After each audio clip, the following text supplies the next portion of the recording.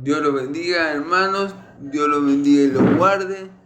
Espero que tengan muy feliz y bendecida tarde. Es un placer, es un privilegio, es un gozo estar hoy otra vez predicando la palabra de Dios. Gracias a Dios le doy porque me da la oportunidad, el privilegio, la dicha de predicar su palabra. Gracias a Dios le doy por escogerme a mí, este siervo inútil suyo, este pecador, este hombre malo, este hombre imperfecto, para predicar un evangelio tan extraordinario, tan glorioso, tan bueno como este evangelio, como lo es toda la Biblia. Le doy gracias a Dios por utilizarme a mí, siervo inútil, por utilizarme a mí, a pesar de que soy un siervo inútil, como instrumento propicio para gloria y alabanza de su santo nombre. Le doy gracias a Dios por todo esto, en Cristo Jesús, Señor mío y Dios mío. Amén y amén. Bueno, hermanos y amigos, perdón,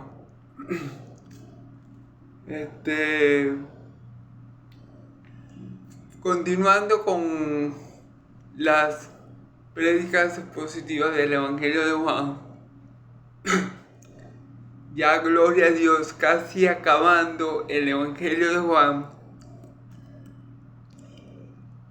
nos encontramos con una porción pequeña de la palabra, pero ciertamente son 2 versículos, pero como toda palabra de Dios, toda la escritura es inspirada por Dios, esta pequeña porción de la palabra es de mucha bendición para todo el pueblo santo. Así que le pido a Dios que me enseñe, que me guíe en esta predicación para que seamos todos edificados y en nombre de nuestro Dios sea glorificado, exaltado, honrado, alabado a través de su palabra, de su Hijo amado y de su Espíritu Santo, que me dé de lo suyo y me lo haga saber. Entonces esta prédica me pongo a disposición de Dios, de mi Dios, del Dios de Israel, y que Él sea usándome para su gloria en esta tarde. Se lo pido todo en el nombre de Jesús. Amén y amén. Bueno,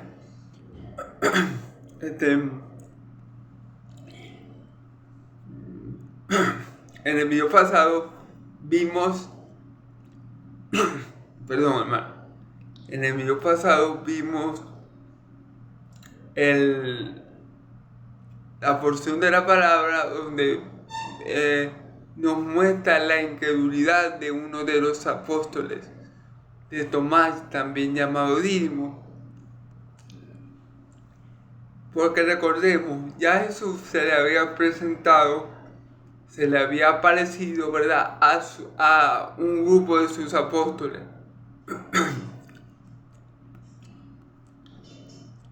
Se le presentó mientras ellos estaban reunidos, mejor dicho, escondidos, porque le tenían miedo a los judíos. Y estando la mayoría de ellos, Jesús se les presenta. Y se le presenta con un saludo común de los judíos: Shalom, paz sea a vosotros. ¿Okay? Dice la escritura que obviamente cuando mi Señor Jesús se le presenta, yo me imagino que los apóstoles se habrán asustado, porque dice la escritura que de repente se les apareció. Muchos pensarían en ese momento que mi Señor puede ser un fantasma. En otra aparición de mi Señor Jesús, ellos estaban asustados porque creían que Jesús era un fantasma. Y él, para quitarle ese miedo, ese temor, ya que él sabía lo que ellos estaban pensando, obviamente porque mi Señor Jesús es Dios, porque Dios se escudriña la mente y los corazones, gloria a Dios. Él les dice a ellos, para sacarlo del lugar, ¿qué comen? Y ellos estaban comiendo, creo que pez y pan. Y él les dijo, bueno, sírvame un poco, y comió con ellos. Entonces yo me imagino que en esta aparición, cuando Él se le presenta a los apóstoles, así de repente ellos pensarían, no, este es un fantasma. Pero mi Señor Jesús le mostró las heridas de sus manos y las de costado, y obviamente ellos creyeron. ¿Ok? Ahí habían varios apóstoles, creo que estaban la mayoría, solamente faltaba Tomás, ¿verdad? Luego, 8 días después de la primera aparición, se le vuelve a aparecer. O sea, vuelve a aparecer en medio de los apóstoles, ¿ok? Pero esta vez sí estaba Tomás. Ok, Tomás no había creído en el testimonio que le habían dado los apóstoles, sus hermanos apóstoles. Ayer, en el video que yo subí, ¿verdad? Yo expliqué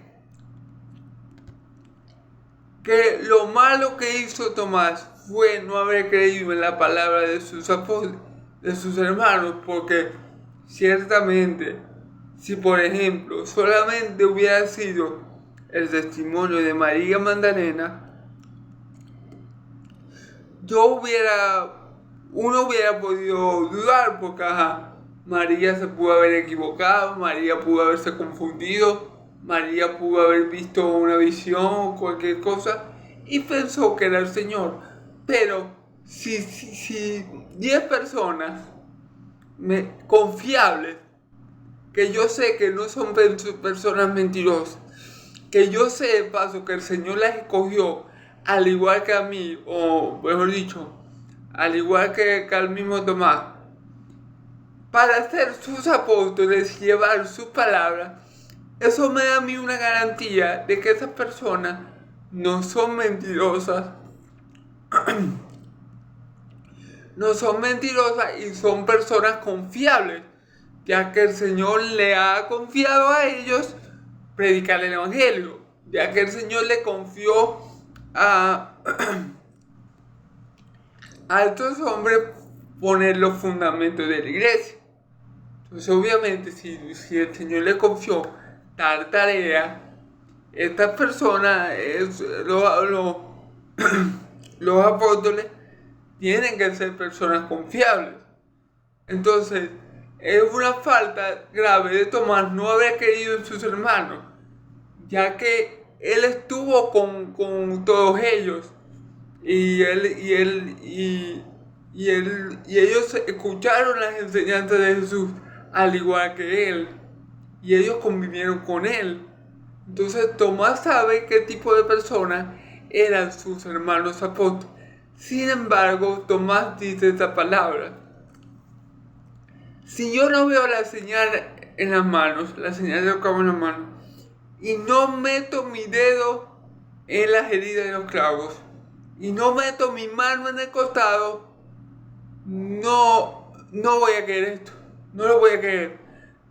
Prácticamente Tomás estaba diciendo, bueno, si no lo veo, no lo creo, no importa quién me esté dando testimonio.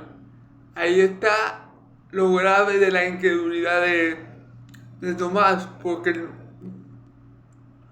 una cosa es no creer porque no esté viendo, pero otra cosa es también el hecho de que tenía el testimonio de sus hermanos y él aún así dijo, si no lo veo, no lo creo. Ver para creer. Habló como todo un incrédulo.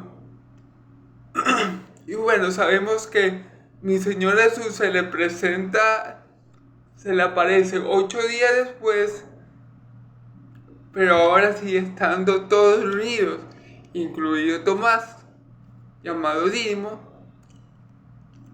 y se le presenta otra vez con paz sea vosotros, Shalom, ¿ok?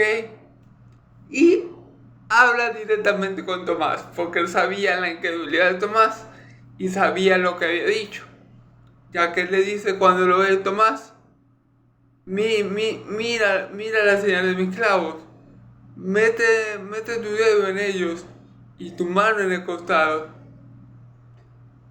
O sea, mi Señor Jesús le dijo, bueno, Si no crees con la señal de los clavos, bueno, te invito, Tomás, mete la mano en mi costado.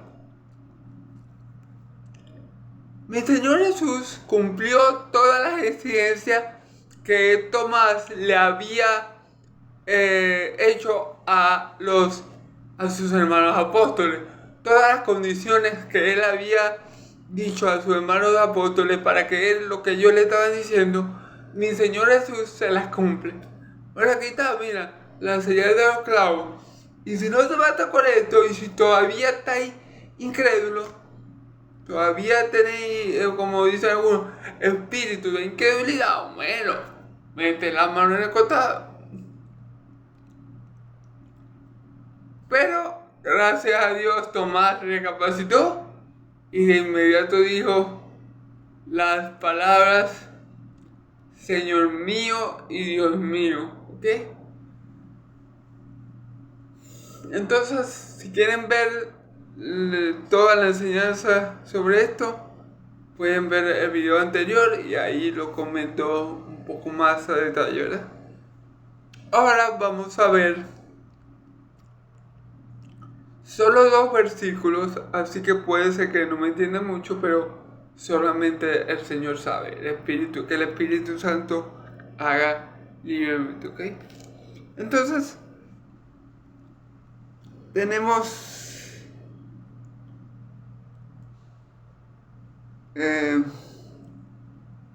bueno, y este pasaje termina con las declaraciones que es más bienaventurado el que no vio y que yo. Tomás, creíste porque me has visto, pero más bienaventurado es aquel que no ve, pero cree. ¿Ok? Gloria a Dios.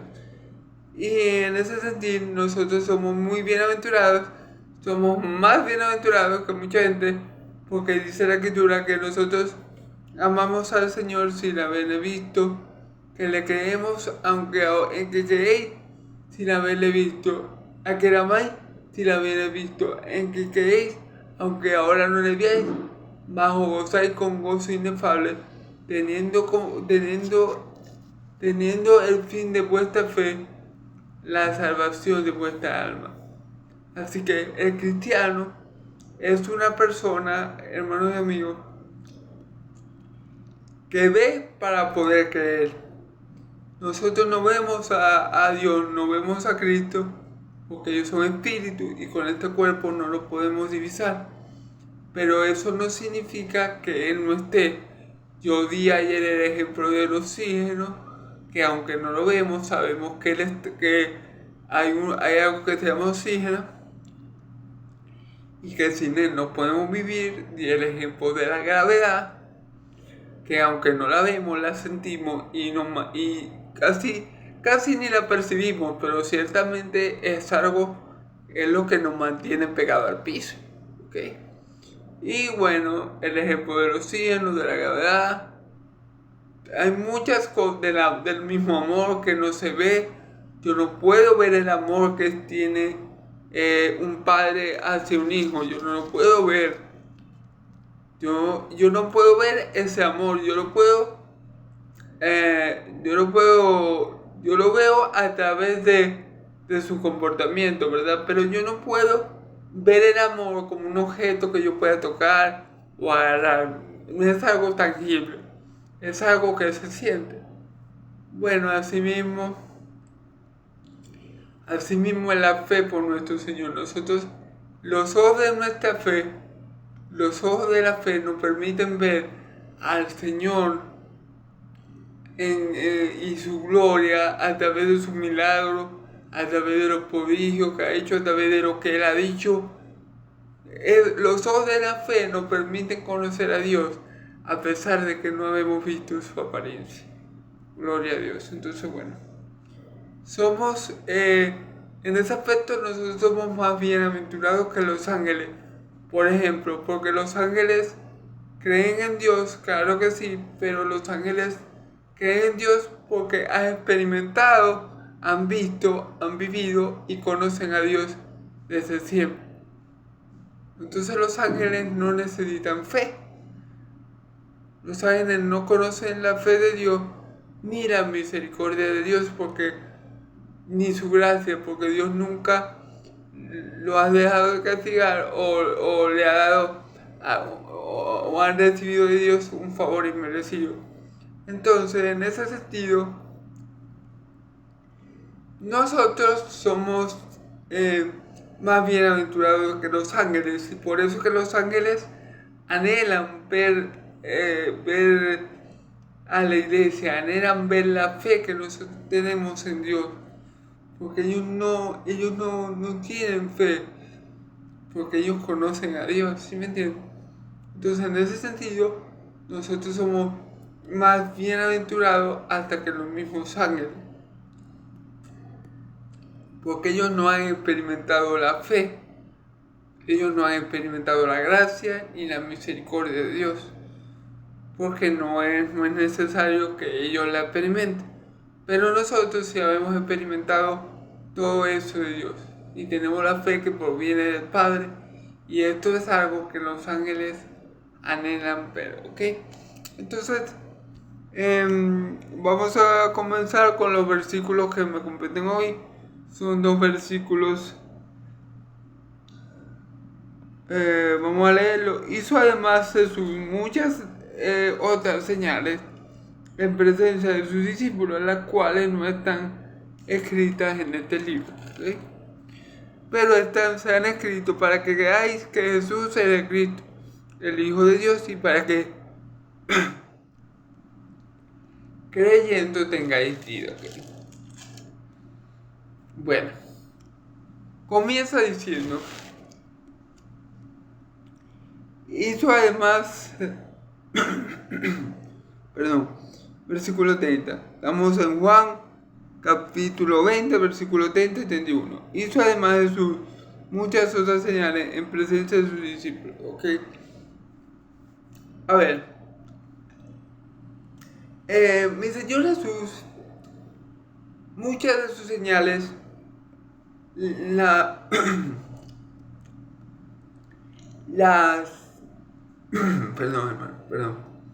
muchas de las señales que hizo mi Señor Jesús las hacía en privado. Por ejemplo, la señal de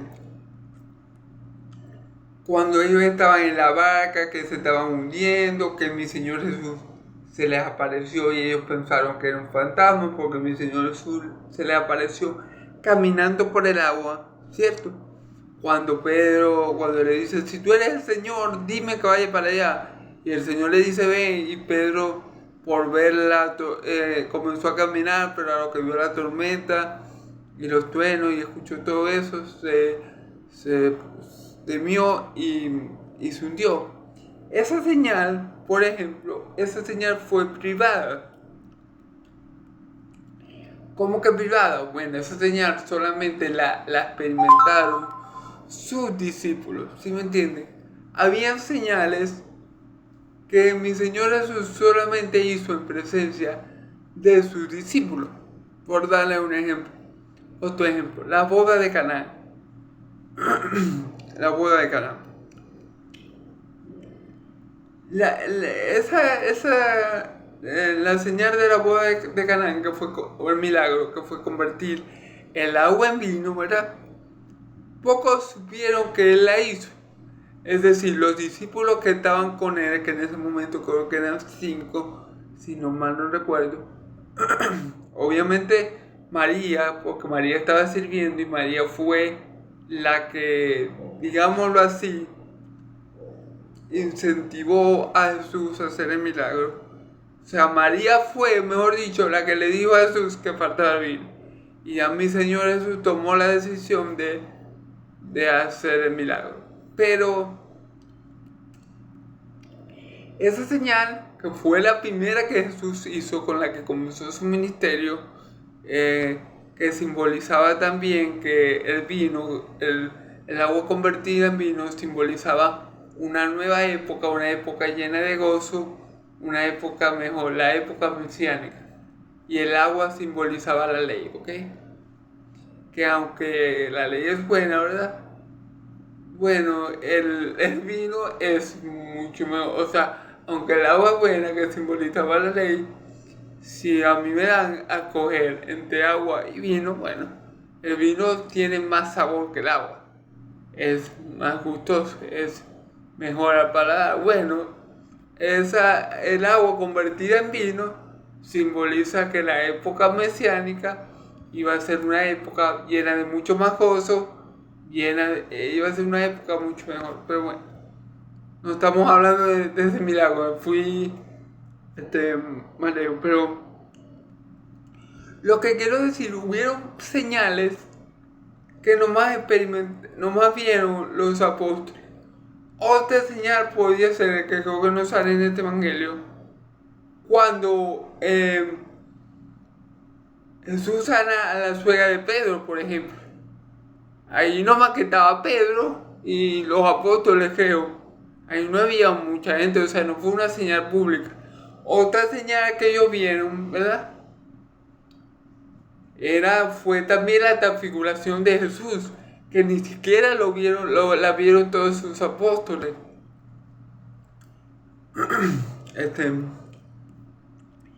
Ya con Jesús estaba Pedro, ¿verdad? Santiago y Juan, el discípulo amado, ¿ok? Y ellos vieron cómo Jesús se transfiguró y su cuerpo humano se convirtió en cuerpo glorificado, y él estaba hablando con Moisés y con Elías, ¿ok? Entonces ciertamente Jesús nuestro Señor Jesucristo, mi Señor y Salvador, hizo algunos milagros, digamos, privados, que solamente los supieron sus discípulos. Y eso es lo que Juan, el apóstol amado, está diciendo. Hizo además de muchas otras señales en presencia de sus discípulos. Ok, y por ejemplo,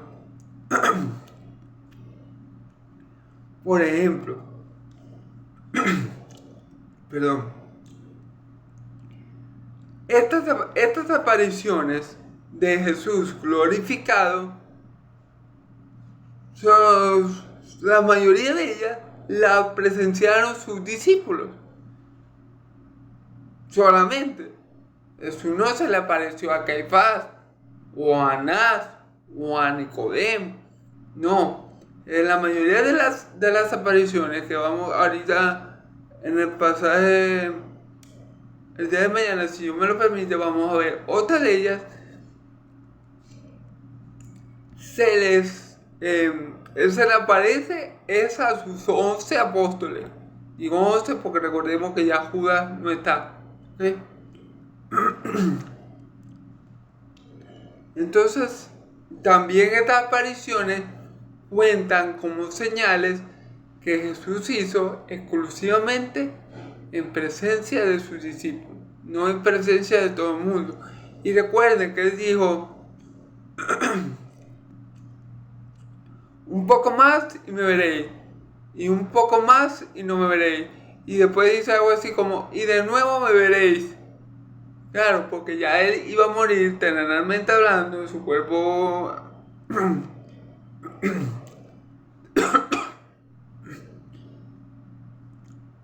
perdón, hermano,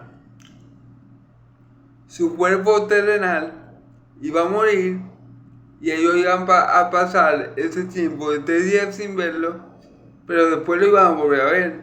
Entonces, mi Señor Jesús ya le había dicho a sus apóstoles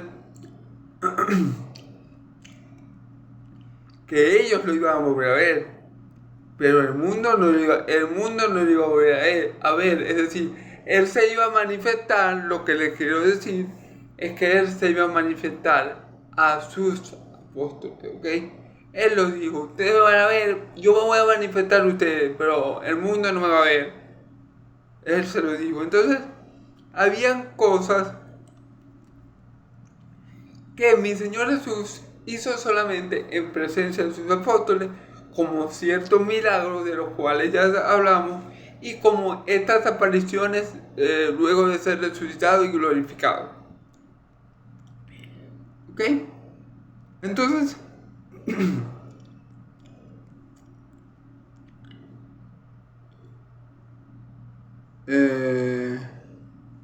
ok, dice, hizo además Jesús muchas otras señales en presencia de sus discípulos, las cuales no están escritas en este libro, ¿ok? Bueno, ya vimos que Jesús hizo unos milagros privados que solamente vieron sus discípulos. Ya vimos que estas apariciones, después de glorificado, solamente las vieron sus discípulos, o la mayoría de ellas, por lo menos. Ahora, la Biblia nos está diciendo que Jesús hizo muchas señales, aparte de las que ya habíamos mencionado, en presencia de sus discípulos, las cuales no están escritas. ¿Okay? Entonces, la pregunta sería, ¿por qué no están escritas? Bueno, mira, eso tiene que ver primeramente con la voluntad de Dios. ¿Ok? Perdón, hermano, disculpen tanta tos, pero hay que predicar. Esto de que hizo muchas señales en presencia de ellos, de sus discípulos, que no están escritas, ¿ok? Tiene que ver con la voluntad de Dios y tiene que ver, ¿verdad?, con cómo el Espíritu Santo inspiró a Juan a escribir. O sea, ¿cuál era el objetivo del Espíritu Santo? ¿Qué quería el Espíritu Santo escribir a través de Juan? Porque recordemos que el Espíritu Santo inspiró a Juan a escribir. Entonces, ¿cuál era el propósito de las señales? ¿Cuál era la intención de Juan? ¿Cuál fue la inspiración del Espíritu Santo? Eso es lo que tenemos que ver. Porque aunque sea verdad, y es verdad porque la Biblia lo dice, que Jesús hizo muchas otras señales en presencia de sus discípulos que no están registradas en este libro, es decir, en el Evangelio de Juan. Las señales que están, o sea, las señales que habíamos visto a través de la Escritura, la resurrección de Lázaro, el agua convertida en vino, la sanidad del hijo del funcionario, la sanidad del ciego de nacimiento, la sanidad del paralítico que tenía 38 años. Todas estas señales que habíamos visto a lo largo de este evangelio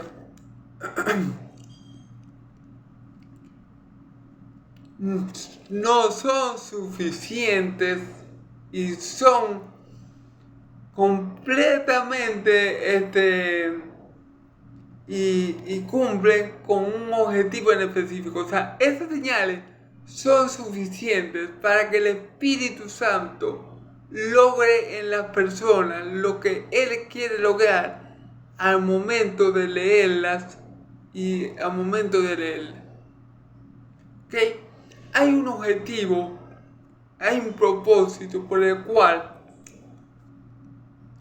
el Espíritu Santo tomó lo necesario y le dio a Juan el apóstol, escribir las cosas necesarias para alcanzar una meta, un propósito, un fin determinado. Vamos a ver en el versículo 31 cuál es el fin de las señales que están escritas. ¿Okay? De todo lo que hemos visto a lo largo del Evangelio de Juan, ¿cuál es el fin? ¿O cuál fue el propósito por el cual el Espíritu Santo movió a Juan a poner estas señales que ya vimos y a omitir otras señales que se dieron, que los apóstoles presenciaron. Pero el Espíritu Santo, en su sabiduría infinita, sabía que estas señales eran más que suficientes para, para alcanzar un objetivo, para alcanzar lo que Dios quería hacer, para lograr lo que Dios quería hacer a su pueblo por medio de este evangelio. Vamos a ver cuál era ese propósito. Pero esta se ha escrito para que creáis que Jesús es el Cristo. Ok. Fíjense bien. Perdón. Pero estas se han escrito para que creáis que Jesús es el Cristo. Ok. Sí, es verdad. Hay muchas señales que nosotros los apóstoles presenciamos que no se escribieron. Okay. Pero las que están escritas, pero la que yo escribí, inspirado por el Espíritu Santo, la escribí por una razón, para que creáis que Jesús es el Cristo. Es decir, las señales que yo no coloqué, que yo y mis hermanos presenciamos, ok, fueron señales de Dios y fueron maravillosas, pero las señales que yo escribí en este libro son suficiente prueba y dan suficiente testimonio y son lo suficientemente increíbles y contundentes para llevarlos a ustedes a la conclusión que Jesús es el Cristo, que Jesús es el Mesías, que Jesús es el ungido de Dios, que Jesús era aquel que de Génesis 3:15 se nos venía anunciando, es aquel del cual todos los profetas hablaron, es aquel de que Moisés mismo habló, es aquel de que Juan el Bautista venía dando testimonio de que era la luz, es aquel. Todas esas señales, todas las señales que están escritas, estaban escritas con el propósito de conducir, ¿verdad?, al lector o a los creyentes, ¿verdad?, a la verdad de que Jesús era el ungido de Dios. O sea, miren, hermano, ninguna señal,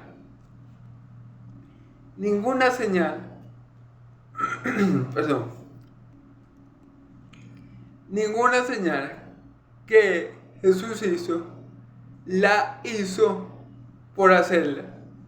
Toda la señal, todos los milagros que Jesús realizó y los milagros que aquí se describen, los hizo Jesús y el Espíritu Santo inspiró al apóstol amado de Juan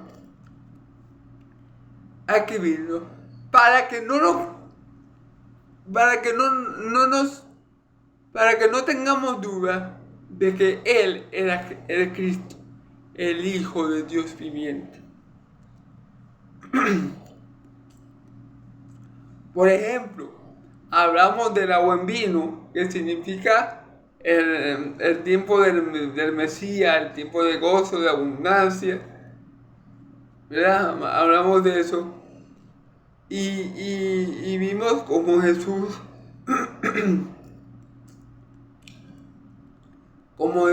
por ejemplo, perdón, y vimos muchas señales que solamente nos llevan a ver que Jesús es el Mesías. Por ejemplo, la sanidad de los ciegos, el echar fuera demonios, el hacer ese tipo de milagros, eso daba testimonio de que Jesús ciertamente era el Mesías. Eso lo dice el profeta Isaías. Mi espíritu está sobre ti, tu espíritu está sobre mí, porque me has ungido para dar vista a los ciegos, para libertar a los oprimidos, para liberar a los cautivos y para predicar el año favorable del Señor. Entonces, todas esas señales que Juan escribió, las escribió con eso en mente, con ese propósito en mente. Que el que leyera esto no le cabiera duda de que Jesús era el Mesías, de que Jesús era el ungido, de que Jesús era aquel que dice la Escritura, por ejemplo, que cuando Dios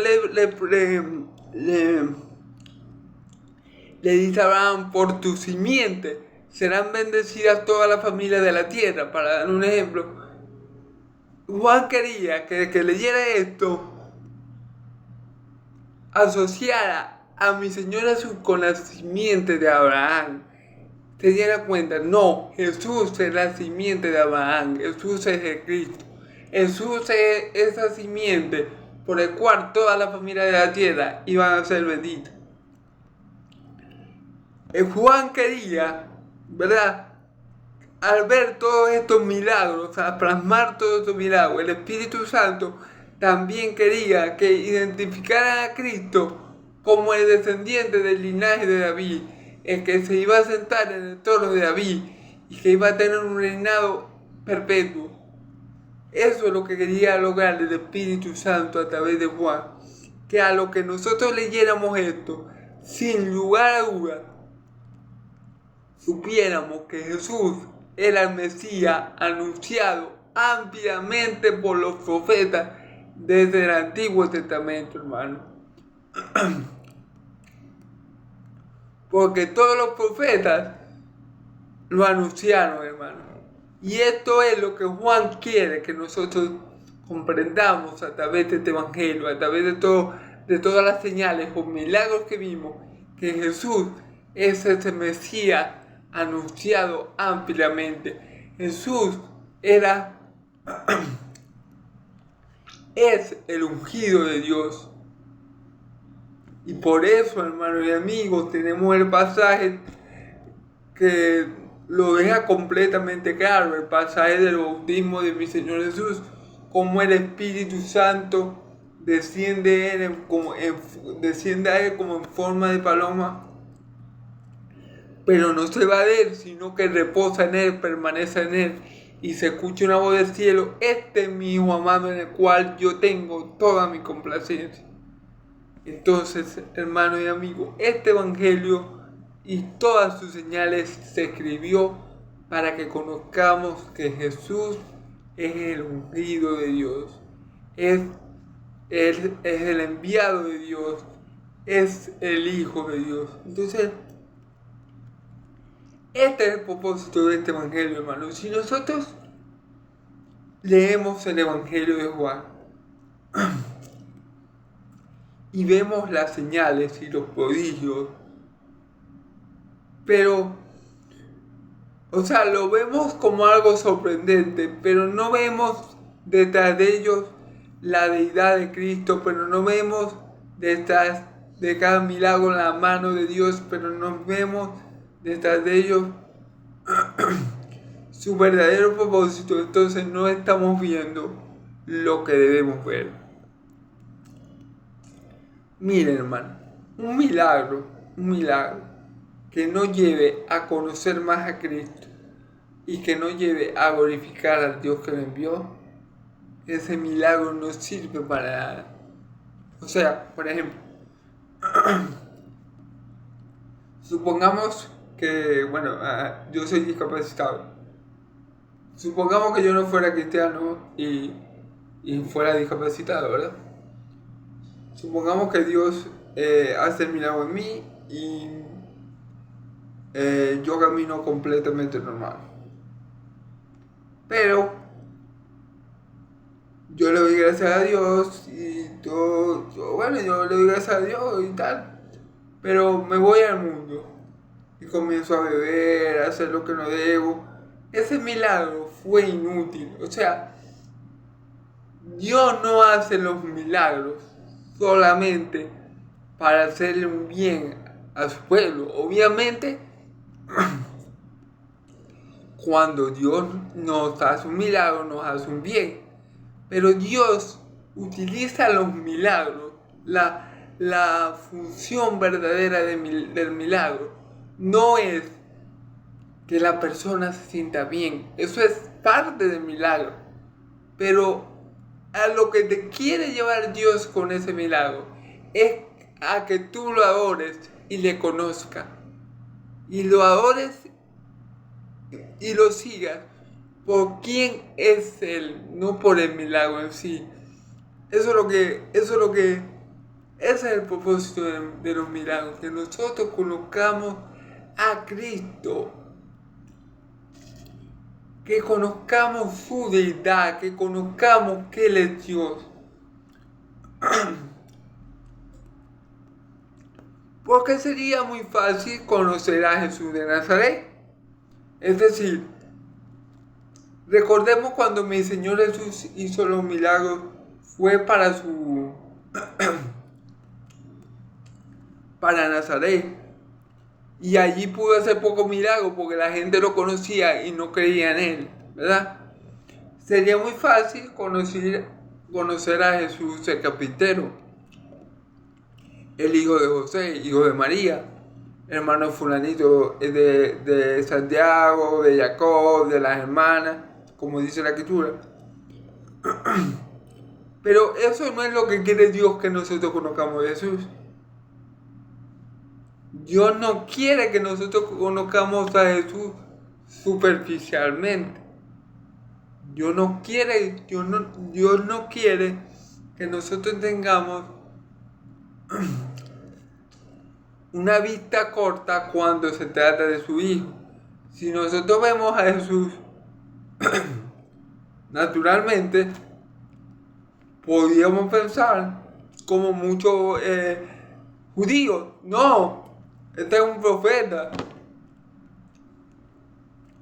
no, este es Jeremías, Isaías. Lo veían naturalmente, y como él había dado señales, ¿verdad?, que los profetas también algunos habían dado, ¿verdad?, ellos podían pensar terrenalmente que Jesús era un profeta de Dios. Pero aún así, ese pensamiento se quedaba corto. Jesús es más que un profeta. Jesús es más que un profeta. Jesús es el ungido de Dios. El ungido de Dios. Dios se derramó en Jesús. Por eso que Jesús mismo dice, la Biblia dice acerca de Jesús, que en Él está toda la plenitud de la deidad. Dios se vació, por decirlo así, se derramó en Cristo, ¿ok? Él es el ungido de Dios. Entonces, todos estos milagros, si no nos llevan a pensar, si alguien está leyendo esto y no lo lleva, y todo lo que lee, todos estos milagros que lee, no lo llevan a pensar que Jesús es el ungido de Dios, y no lo llevan a pensar que Jesús es aquel del que todos los profetas hablaron, y no lo llevan a pensar de que Él es el rey que se va a sentar en la silla de David, en el trono de David. Entonces, todo esto no tiene sentido. Si yo me pongo a leer este evangelio y no concluyo de que Cristo es el ungido de Dios, y no concluyo que Él es de que todos los profetas del Antiguo Testamento hablaron, ampliamente. Entonces, estoy leyendo el Evangelio sin motivo alguno. Estoy leyendo el Evangelio como una historia, como un cuento, como una anécdota, como algo irreal. No le estoy dando al Evangelio la importancia que tiene. No le estoy dando al Evangelio, a este Evangelio, el Evangelio del apóstol amado de mi Señor, el sentido que Dios le da. Y no le estoy leyendo conforme al propósito de aquel que inspiró este Evangelio y aquel que lo escribió. El propósito era que conociéramos a Cristo, pero no que lo conociéramos como un personaje histórico, como conocemos a Simón Bolívar o como conocemos, no sé, a Rafael Urdaneta. El propósito es que conozcamos a Cristo como el ungido de Dios. Ese es el propósito. Ese es el propósito. Conocer a Cristo como Dios quiere que nosotros lo conozcamos. ¿Cómo es? Como el ungido de Dios. Por eso Él cumple las profecías de Isaías. Por eso cuando Él lee el pergamino del profeta Isaías, por ejemplo, en la sinagoga, Él dice: tu espíritu está sobre mí porque tú me has ungido. Claro, porque Dios estaba en Cristo. ¿Sí? ¿Para qué? Para dar vista a los ciegos, para libertar a los oprimidos, para liberar a los cautivos y para predicar el año favorable del Señor. Gloria a Dios. Y en todos los milagros que vimos a través de este libro, vemos que eso es verdad. Los fariseos, por lo menos los hijos del diablo, que no creyeron en Cristo, no creyeron en Cristo porque tampoco creyeron en el Antiguo Testamento. No creyeron en Cristo porque no creyeron lo que Moisés habló de Cristo, es decir, no le creyeron a Moisés. ¿Sí? Pero Moisés habló de Cristo y dijo que después de mí se va a levantar un profeta,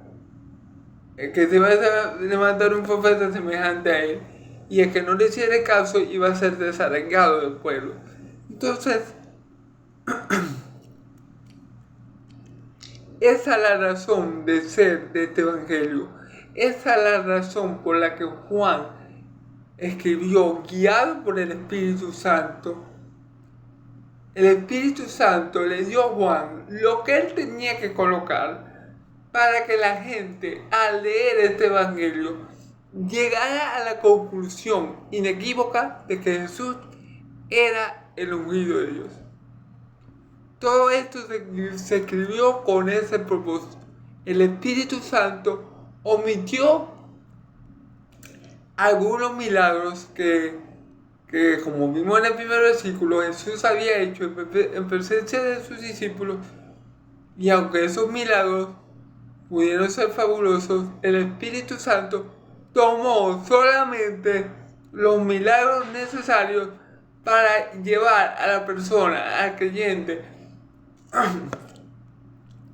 al incrédulo que lea y que Dios le dé la sabiduría y le abra el entendimiento. Todos estos milagros tienen que conducir a la persona que lea a saber y a comprender que Jesús no es un hombre ordinario, sino el ungido de Dios, el Mesías, el descendiente de Abraham, por el cual iba a ser bendecida toda la familia de la tierra, el que se iba a sentar en el trono de David y iba a gobernar por los siglos. Ese era Cristo. Y ese es uno de los propósitos por el cual el Espíritu Santo omite unos milagros y coloca otros, porque el Espíritu Santo conocía muy bien qué milagros tenía que colocar o qué milagros iba a plasmar él por medio de Juan para que la gente llegara a la conclusión que Jesús era el Mesías. Los otros milagros pudieron ser, seguramente fueron milagros sorprendentes, Pero tenemos que enfocarnos en los milagros que están escritos. No podemos pensar, no, ¿en qué milagro hizo? No, no. Independientemente de cuáles hayan sido los milagros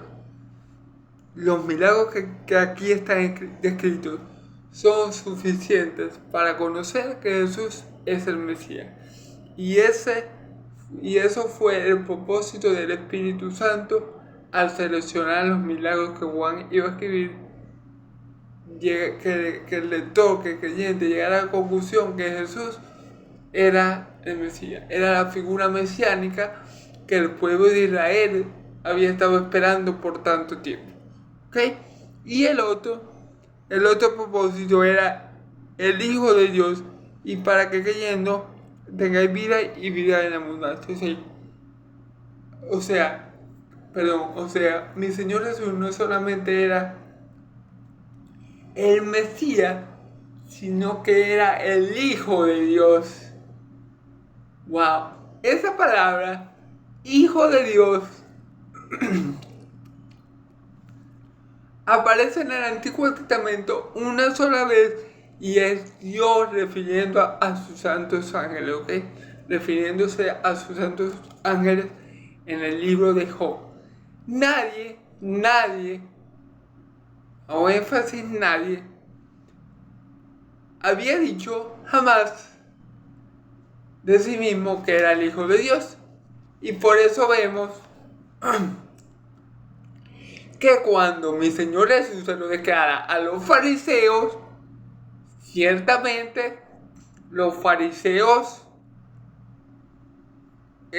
ardieron en ira, lo querían lapidar, y desde este mismo momento estaban tramando cómo matar a mi Señor. Entonces,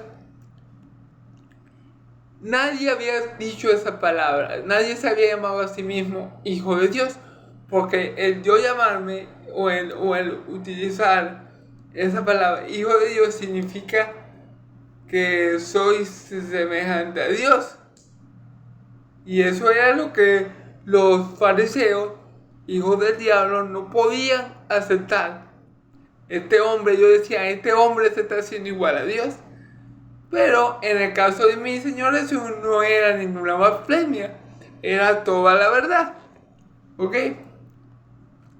Tenemos el testimonio del mismo Dios cuando Jesús es bautizado, el Espíritu desciende sobre él y el mismo Dios le dice, este es mi Hijo amado en el cual tengo toda mi complacencia.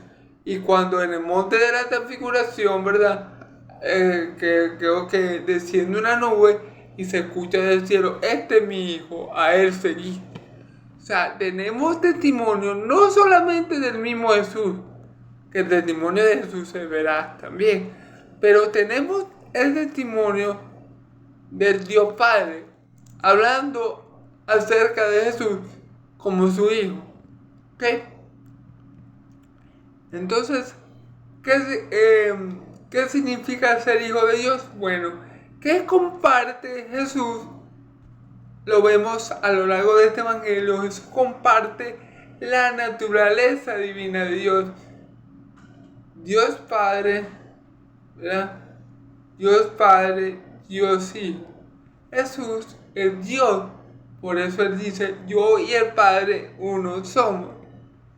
El Hijo puede hacer, como vimos también en este evangelio, todo lo que el Padre hace. El Hijo de Dios también lo puede imitar. Miren, hermano, nadie puede imitar a cabalidad todo lo que hace Dios. Solamente mi Señor Jesús. Dios perdona pecados. Dios le dio la autoridad al Hijo de perdonar los pecados en la tierra. Ante Dios, todos los demonios se postran ante Jesús. Cuando Jesús estaba enfrente de un demonio, los demonios daban gritos. Y los demonios mismos lo conocían como el Hijo de Dios. Y Jesús les decía que se callaran porque no era el tiempo de que lo conocieran de esa forma. ¿Okay? Entonces, tenemos que ver a mi Señor Jesús como el Mesías, pero también hay que verlo como el Hijo de Dios bendito por los siglos de los siglos. ¿Qué significa que mi Señor Jesús es el Hijo de Dios? Bueno, significa que Él tiene la misma naturaleza de Dios.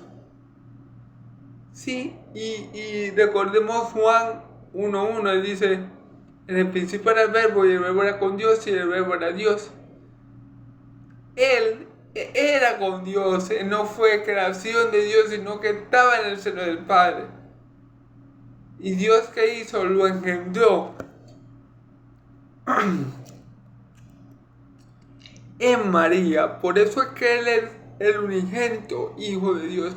¿Por qué? Porque Dios no tiene ni Dios a ningún otro lo creó de esa forma. Es decir, por darle un ejemplo, a mi Señor Jesús no fue creación, pero a ningún otro nuestro Dios lo engendró, solamente a Jesús. Por eso que Jesús es único. Por ejemplo, para dar un ejemplo, a nosotros los seres humanos, Dios nos formó de la tierra, ¿okay? Del polvo fino, algunos dicen, ¿verdad? A los ángeles Dios los formó del aliento de su boca, todo el ejército celestial, según los salmos, ¿verdad? Pero al Hijo de Dios, al unigénito Hijo de Dios, no lo formó de ninguna forma. Ya Él era con Dios y simplemente Dios, por medio de su Espíritu Santo, lo puso en María. Pero Jesús, por eso que Jesús es el unigénito Hijo de Dios. Y Él comparte la sustancia de Dios. Él comparte la deidad de Dios. En Él habita toda la plenitud de la deidad. ¿Qué quiere decir? Que todo lo que es el Padre también lo es el Hijo. Y si el Padre es Dios, el Hijo también es Dios, porque en Él habita toda la plenitud de la deidad. No habita una parte, no habita un cuarto, no habita media deidad. En Él habita toda la plenitud de la deidad.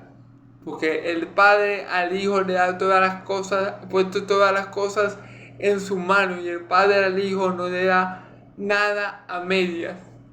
Entonces, por esa razón, Jesús puede puede declarar, diciendo completo toda la verdad, que Él es Hijo de Dios. Porque dice la Escritura que Él es la imagen visible del Dios invisible. Todo lo que Dios es, Dios Padre, Dios de Israel, Yahvé de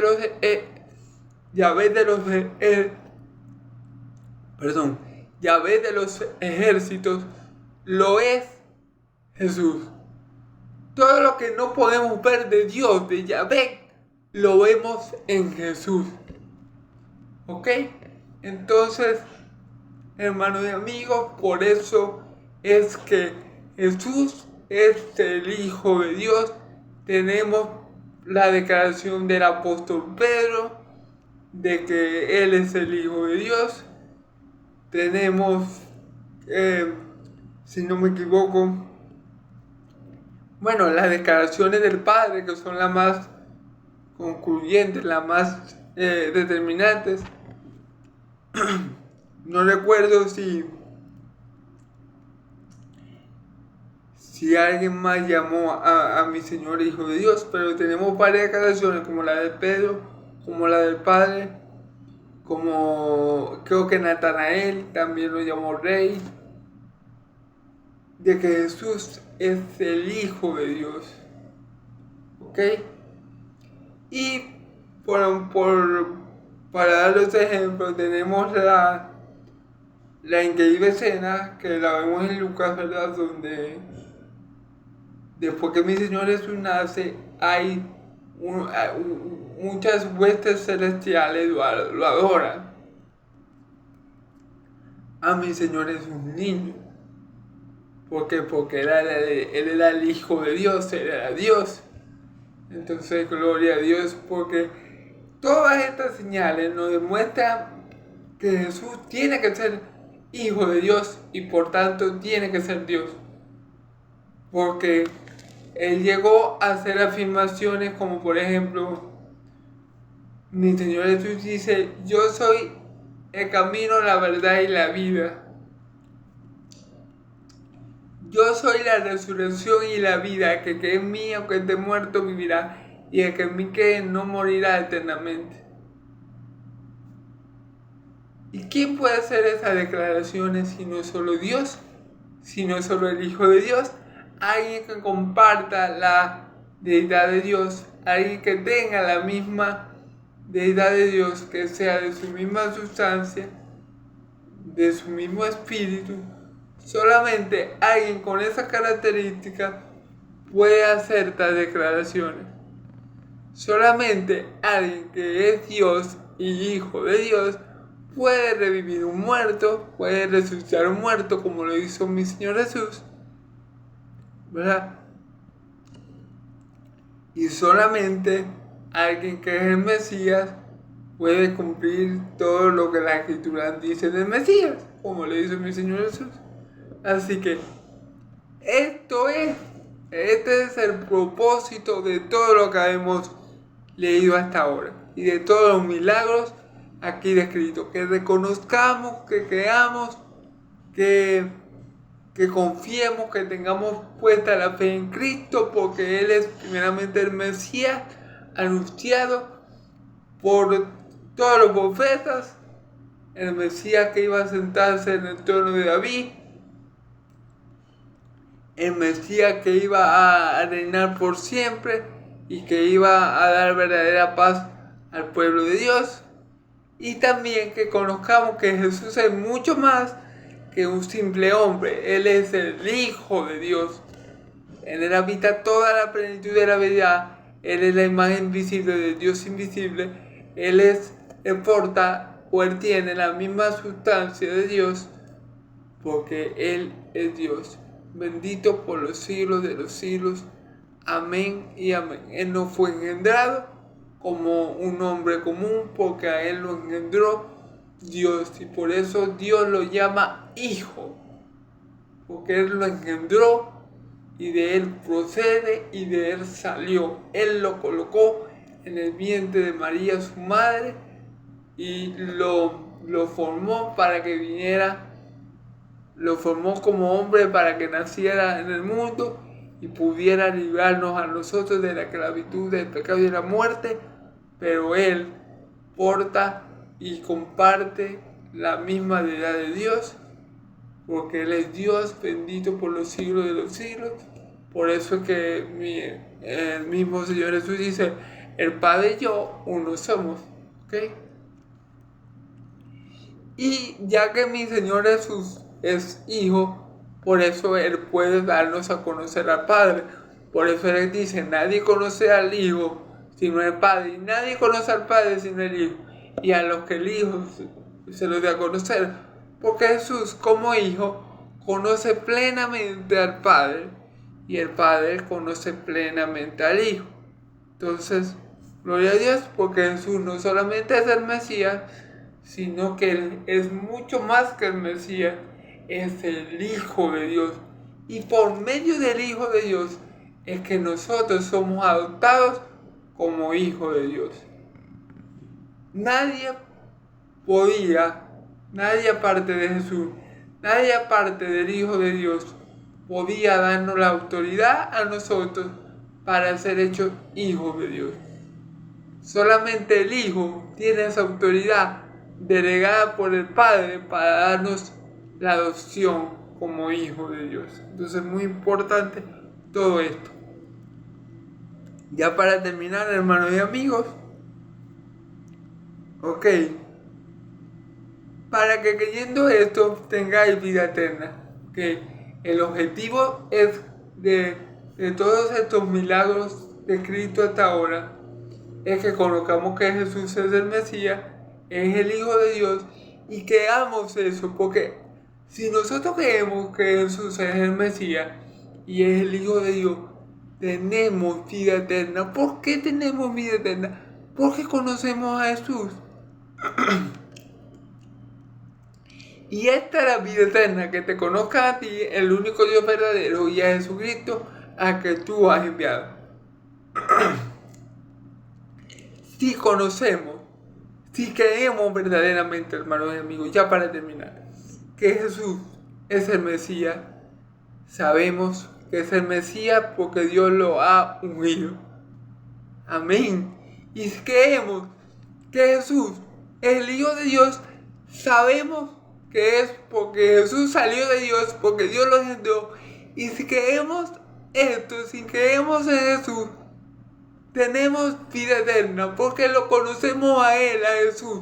Y si conocemos a Jesús, conocemos al Padre que le envió. Y si tenemos comunión con Jesús, tenemos comunión con el Padre que lo envió. Y esa es la vida eterna, que conozcamos a Jesús, pero no que lo conozcamos como un carpintero, o como una persona más, o como un profeta más, no, como el Hijo de Dios y como el Mesías. Y que por medio de Él conozcamos al que lo envió, a nuestro Padre Celestial, a Dios de Israel, a Yahvé de los ejércitos. Porque haciendo eso tenemos vida eterna. Y esta es la vida eterna, que te conozca a ti, el único Dios verdadero, y a Jesucristo, al que tú has enviado. Pero por medio de quién conocemos al único Dios verdadero, por medio del ungido de Dios, por medio de su Hijo amado. Él nos lleva a conocer al Padre. Pero si no conocemos bien al Hijo y vemos al Hijo como un simple carpintero, como un simple profeta, no vamos a llegar al conocimiento del Padre. Tenemos que conocer, que amar, que tener una comunión íntima con Jesús y conocerlo bien para que Él nos lleve también a conocer al Padre Celestial. Así que amigos, para esto se escribió el Evangelio de Juan, para que viendo todas esas señales y milagros, no nos quepa la menor duda que Jesús es el Mesías, proclamado por los profetas ampliamente, y para que viendo todas esas señales y milagros, sepamos que Jesús es Hijo de Dios, porque solamente Jesús puede, el Hijo de Dios, solamente Dios puede revivir un muerto, solamente el Hijo de Dios, Dios puede perdonar pecados y expulsar demonios de la forma que Jesús lo hacía. Porque bueno, había en esos tiempos supongo que había exorcistas, pero ninguno como mi Señor Jesús, que les decía que cuando lo veían los demonios salían casi huyendo, dando gritos, ¿ok? Y lo conocían como Hijo de Dios, los mismos demonios. Entonces, creyendo en que Jesús, el que crea, mira hermano, eso es así, el que crea que Jesús es el Mesías, y el que crea que Jesús es el Hijo de Dios, tiene vida eterna. Tiene en él vida eterna y no verá condenación, porque ha creído en el nombre del unigénito Hijo de Dios, porque ha creído que Jesús salió de Dios, porque ha creído que Jesús es Dios, y el que crea eso tiene vida eterna y no verá condenación, porque conoce al Padre, porque conoce al Hijo y tiene al Hijo. Pero el que tiene al Hijo y conoce al Hijo, también tiene al Padre y conoce al Padre. Bueno hermanos, espero que haya sido de bendición esta enseñanza, espero que me haya dado a entender, que sea de edificación para ustedes. Espero no haberme enredado mucho, disculpen siempre por la tos, y bueno, que el Señor los edifique y los santifique y los guíe siempre a toda verdad. Que la paz de Dios y la gracia de mi Señor Jesucristo sea sobre todos vosotros, y que Dios siempre esté con ustedes, hermanos. Ya saben, creamos que Jesús es el ungido de Dios, el Hijo de Dios, porque creyendo eso, hermanos, tendremos vida eterna. Amén. Todo el que cree que Cristo salió de Dios, todo el que cree que Cristo cumplió todas las Escrituras, como el Mesías, tiene vida eterna, porque conoce al Hijo y por medio del Hijo conoce al Padre, porque el Padre y el Hijo uno son. Dios los bendiga, hermanos. Espero que esto les sea de mucha edificación. Disculpen la tos y Dios los bendiga. Que tengan una feliz tarde. Que el Señor los bendiga grande y abundantemente en este día. Dios los bendiga, hermanos y amigos. Amén y amén.